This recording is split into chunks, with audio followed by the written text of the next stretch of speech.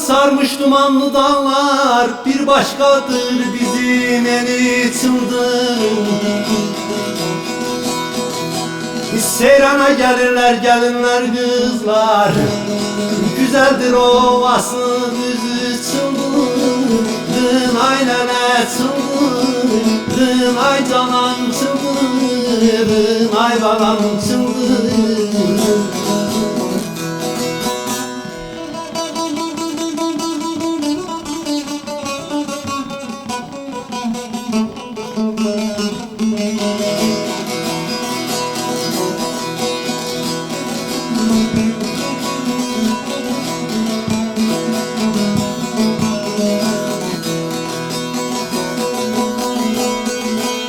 Tatlı dilli güler yüzlü eli var, mızrabı var, perdesi var, teli var.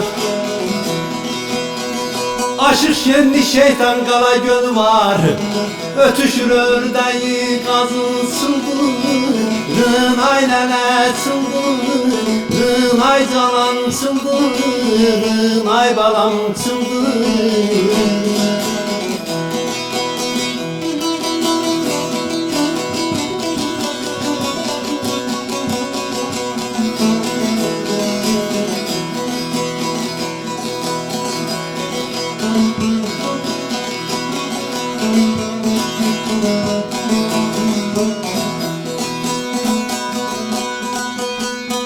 Bir başkadır Göydağ'ın havası, kayalar dibinde kehli yuvası.